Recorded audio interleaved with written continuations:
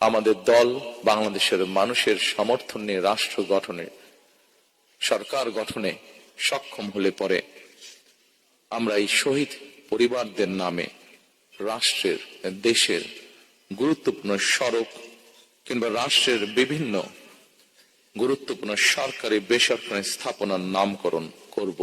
স্বপ্নভঙ্গের হতাশায় এক কঠিন পরিস্থিতিতে বাংলাদেশ। বিনিয়োগ নেই, কর্মসংস্থান নেই, আইন শৃঙ্খলা পরিস্থিতির অবনতি, বেড়েছে দারিদ্র্য। শুধু সবজির দাম কম বলে মানুষকে আর সান্ত্বনা দেওয়া যাচ্ছে না। কঠিন পরিস্থিতি থেকে মুক্তির একমাত্র উপায় হতে পারে তারেক রহমানের দেশে ফেরা। তার আগমনের উচ্ছ্বাসের জোয়ারে গতি আসতে পারে অর্থনীতিতে। নির্বাচনী আবহে বন্ধ হবে বিভেদ ও সংঘাতের রাজনীতি। আজকের এই অনুষ্ঠানটি এবং এই অনুষ্ঠানে আপনারা যারা উপস্থিত হয়েছেন, যারা বক্তব্য রেখেছেন, তারা যখন তাদের কষ্টের কথাগুলো তুলে ধরছিলেন, বলছিলেন, তখন প্রতি মুহূর্তেই আমি মানসিকভাবে যা চিন্তা করেছিলাম, বলবো প্রতি মুহূর্তেই তার খেইটি হারিয়ে ফেলছিলাম। বহু বছর দেশ, স্বজন, মানুষ থেকে দূরে থাকতে হয়েছে আমাকে বাধ্য হয়ে। দূর থেকে যতটুকু সম্ভব হয়েছে আমার নেতাকর্মী যারা আছেন, নেতাকর্মীর বাইরেও এই স্বজনরা মানুষ সারা দেশে যারা ছড়িয়ে ছিটিয়ে আছেন, দলীয় অবস্থান থেকে আমরা চেষ্টা করেছি স্বৈরাচারের বিরুদ্ধে রাজপথে সরব উপস্থিতি রাখতে, প্রতিবাদ আন্দোলন গড়ে তুলতে। ঠিক একইভাবে আমরা সেই সময় যতটুকু আমাদের সাধ্য সামর্থ্য ছিল তা দিয়ে আমরা চেষ্টা করেছি আমাদের এই স্বজনহারা মানুষগুলোর পাশে গিয়ে দাঁড়াতে। আমরা কতটুকু পেরেছি, কতটুকু পারিনি, সেটির জবাব ভিন্ন। তবে এতটুকু আপনাদের সামনে বলতে পারি, আমাদের আন্তরিকতার কোনো ঘাটতি ছিল না। হয়তো সীমাবদ্ধতা ছিল, সীমাবদ্ধতা আছে এখনো প্রতিটি মানুষের কাছে পাশে গিয়ে দাঁড়ানোর, কিন্তু তারপরে আমরা আমাদের চেষ্টা অব্যাহত রেখেছি এবং ইনশাল্লাহ এই চেষ্টা আমাদের অব্যাহত থাকবেও ভবিষ্যতে।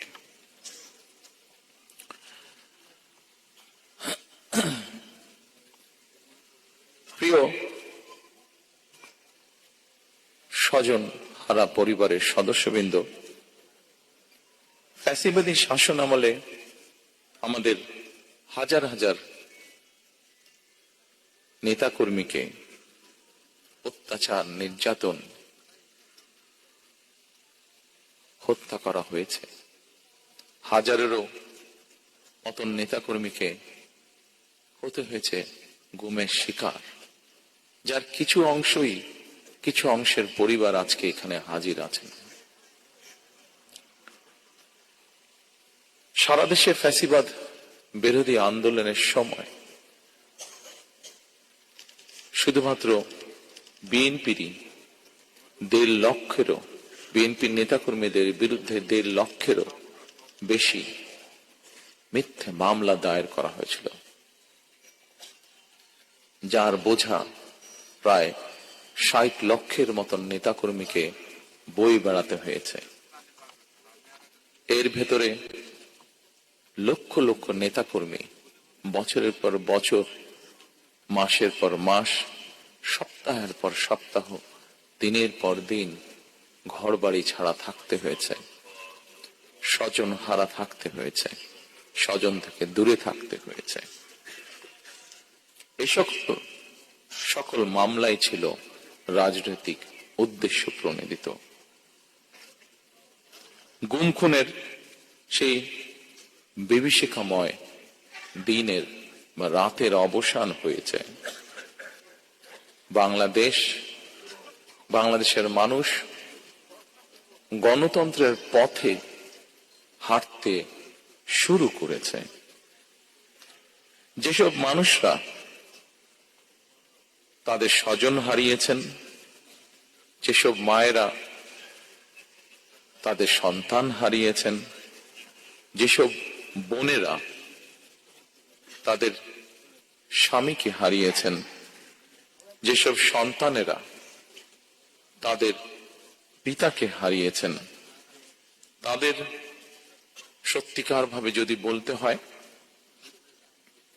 আসলে আপনাদেরকে সান্ত্বনা দেওয়ার মতন ভাষা বোধহয় আমাদের কাছে নেই।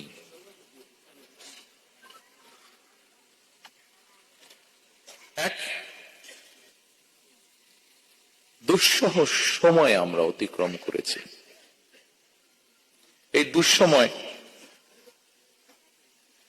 এই মঞ্চে দাঁড়িয়ে আজকে এমন কয়েকজন সন্তান তার কষ্টের কথাটি উল্লেখ করে গেছেন, যে সন্তান এক দিনের জন্যও তার পিতাকে হয়তো বা পিতার মুখকে হয়তো দেখার সুযোগ পান নাই। তেমন সন্তান আজ আমাদের ভেতরেই আছে, উপস্থিত।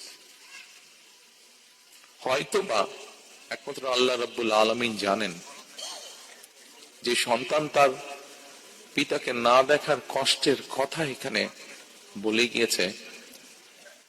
আমরা জানি না, একমাত্র রব্বুল আলামিন জানেন সেই সন্তান তার পিতাকে আবার কোনোদিন দেখবে কিনা।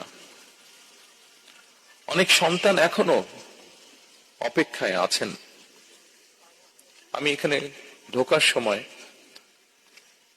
মায়ের ডাকের পক্ষ থেকে কতগুলো ফটো এক্সিবিশনের মতন এক্সিবিট করা হয়েছে ওখানে। সেখানে একটি ছবি দেখেছি।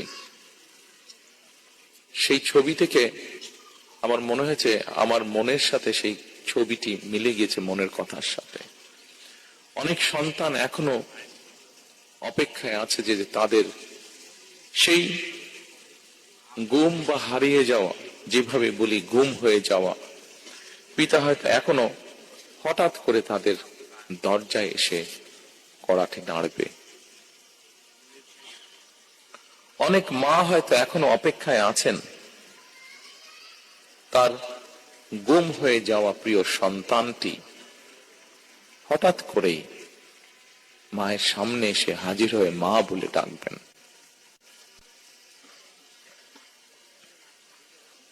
গুম খুন অপহরণের শিকার এইসব মানুষের শোকাতুর পরিবারগুলোর আশা ভাষা হয়ে কাজ করে যাচ্ছে একটি সংগঠন, মায়ের ডাক। ফ্যাসিবাদের শিকার মানুষদের প্রিয় মুখ হয়ে উঠেছে মায়ের ডাকের সানজিদা ইসলাম তুলি। দল হিসেবে সাধ্য এবং সামর্থ্যের সবটুকু নিয়ে নির্যাতিত পরিবারগুলোর পাশে দাঁড়িয়েছে আমরা বিএনপি পরিবার।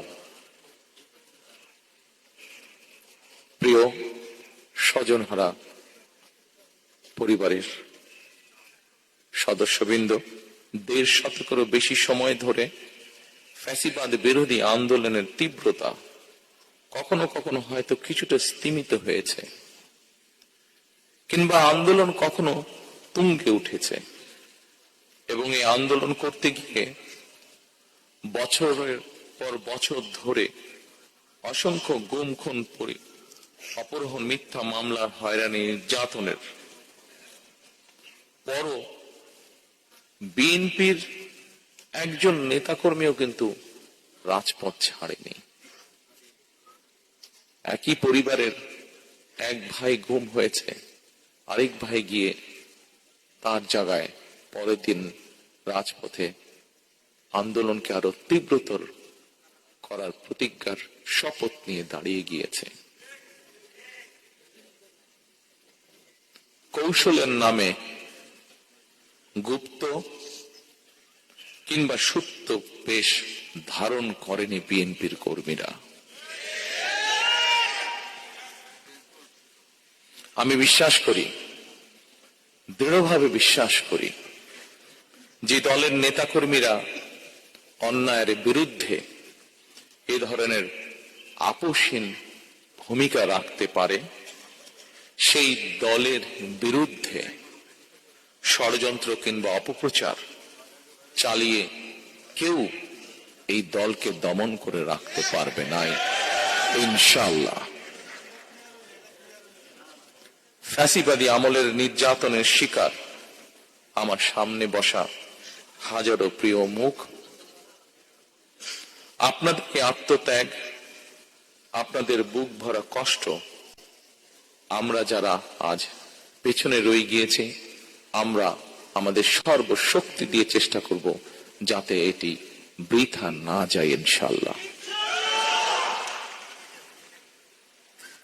ফ্যাসিবাদ বিরোধী আন্দোলনে যারা গুম হয়েছেন, যারা শহীদ হয়েছেন, তাদের প্রতি আগামী দিনের গণতান্ত্রিক যে রাষ্ট্রের আকাঙ্ক্ষা আমরা দেখছি, সেই গণতান্ত্রিক রাষ্ট্র এবং সরকারের অবশ্যই অনেক অনেক দায় এবং দায়িত্ব রয়েছে।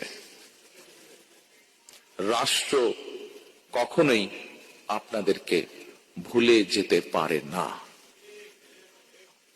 সকল শহীদদের আত্মত্যাগকে জনমনে স্মরণীয় করে রাখতে আগামী দিনে বিএনপি কিছু পরিকল্পনা গ্রহণ করেছে।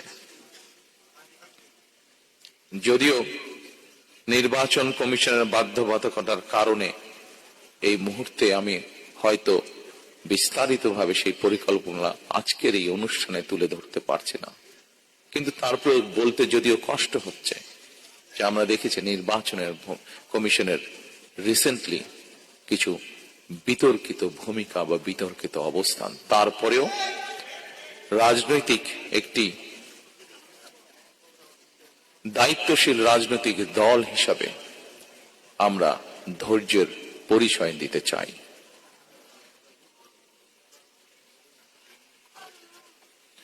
তবে প্রজন্ম থেকে প্রজন্ম ধরে গণতান্ত্রিক আমি মানুষ যেন এই শহীদদের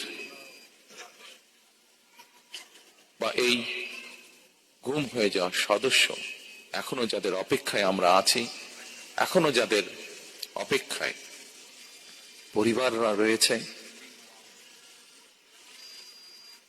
সেই শহীদদের আত্মত্যাগ থেকে প্রেরণা লাভ করতে পারে প্রজন্মের পর প্রজন্ম। এই কারণে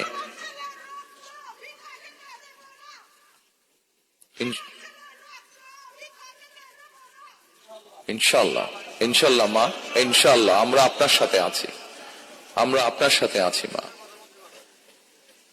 এ কারণেই যা আজ থেকে এক যুগেরও বেশি সময় আগে আমি বলেছিলাম, আজ আবারও এই স্বজনহারা মানুষগুলোর সামনে আমি তুলে ধরতে চাই।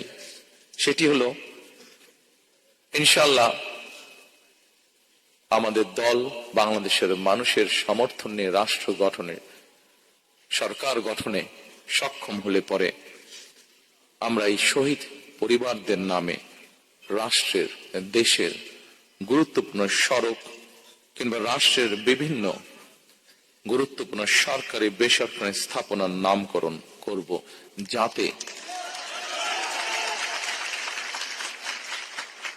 যাতে প্রজন্মের পর প্রজন্ম এই শহীদদেরকে গৌরবের সাথে স্মরণ রাখতে পারে। প্রিয় স্বজনহারা উপস্থিতিবৃন্দ, সাংবাদিক ভাইরা, উপস্থিত নেতৃবৃন্দ, এখানেই শেষ নয়। রাষ্ট্রীয় সহিংসতার শিকার পরিবারগুলোর প্রতি সাধ্য মতন রাষ্ট্রীয় সহায়তা হাত বাড়ানোর প্রয়োজন রয়েছে বলেও আমি ব্যক্তিগতভাবে বিশ্বাস করি। সুতরাং স্বাধীনতা প্রিয়, গণতন্ত্র প্রিয় প্রতিটি মানুষের সামনে জনগণের প্রতি দায়িত্বশীল একটি মানবিক রাষ্ট্র গঠনের সুযোগ আমাদের সামনে এসেছে। কেউ কেউ বিভিন্ন রকম কথা বলে একটি অবস্থা তৈরি করার চেষ্টা করছে, যেখানে এই গণতন্ত্রের পথ যে তৈরি হয়েছে সেটি যাতে বাধাগ্রস্ত হয়। আমি অনুরোধ করব আপনারা, এবং আমি অনুরোধ করব বাংলাদেশের দলমত নির্বিশেষে প্রতিটি মানুষ যারা গণতন্ত্রে বিশ্বাস করেন, সেই প্রতিটি মানুষকে আজ সজাগ থাকার জন্য, যারা বিভিন্ন উসিলা দিয়ে বিতর্ক তৈরি করে গণতন্ত্রের পথকে আবার নষ্ট করার বা ব্যাহত করার চেষ্টা করছেন, তারা যাতে সফল না হয়।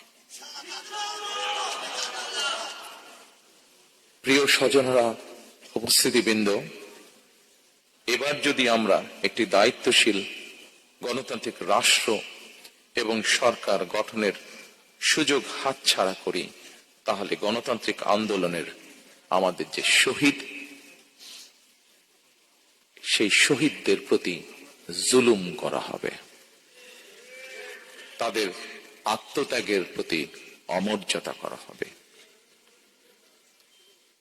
৭১ সালের যারা শহীদ হয়েছেন এই দেশকে স্বাধীন করার জন্য, ৯০-এর স্বৈরাচার বিরোধীতে আন্দোলনে যারা শহীদ হয়েছেন, বিগত ১৬ বছরে যারা গুম শহীদ হয়েছেন, বিভিন্নভাবে নির্যাতিত পঙ্গুত্ব বরণ করেছেন, ২৪-এর আন্দোলনে, ৫ই আগস্টের আন্দোলনে যারা শহীদ হয়েছেন, যে হাজারো মানুষ যারা বিভিন্নভাবে পঙ্গুত্ব বরণ করেছেন, প্রত্যেকটি অন্যায়ের বিচারকে যদি প্রতিষ্ঠিত করতে হয়, তাহলে আগামী দিনে অবশ্যই বাংলাদেশে একটি গণতান্ত্রিক সরকার দরকার। যে গণতান্ত্রিক সরকার, আপনারা যারা আজকে সামনে বসে আছেন, এখানে উপস্থিত হয়েছেন শত কষ্ট বুকে নিয়ে, এই মানুষগুলো যাতে ন্যায় বিচার পেতে পারে, দেশের আইনের দৃষ্টিতে আইন অনুযায়ী যাতে ন্যায় বিচার পেতে পারে, তার একটি মাত্র উপায় হচ্ছে, সেই ন্যায় বিচারকে নিশ্চিত করার একটি মাত্র উপায় হচ্ছে বাংলাদেশে আগামী দিনে অবশ্যই একটি গণতান্ত্রিক সরকার প্রতিষ্ঠিত করতে হবে। যেই সরকার জনগণের আকাঙ্ক্ষা পূরণে কাজ করবে, যেই সরকার মানুষের যারা নির্যাতিত হয়েছে, অত্যাচারিত হয়েছে, তাদের প্রতি ন্যায় বিচার করবে। আসুন আমরা আজকে সেই শপথ গ্রহণ করি, আমরা আজকে সেই প্রত্যাশা করি। আপনাদের আজকে এখানে আসা, এখানে উপস্থিত হওয়া যাতে বৃথা না যায়। আরো যাতে শহীদ যারা আছেন, শহীদ পরিবার আছেন, প্রত্যেকটি মানুষ সময়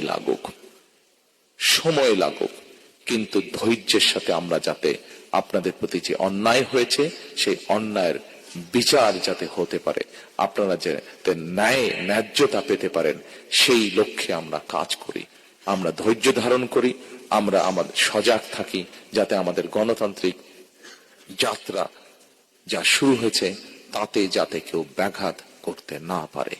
পরিশেষে আবারও শহীদদের আত্মার মাগফিরাত কামনা করে, যারা নির্যাতিত অত্যাচারিত শহীদ পরিবার, যারা গুম পরিবার, প্রত্যেকের যাতে আইনের দৃষ্টিতে ন্যায্যতা, ন্যায় যাতে প্রত্যেকের প্রতি নিশ্চিত হয়, সেই প্রত্যাশা রেখে আমার বক্তব্য শেষ করছি। আল্লাহ হাফেজ।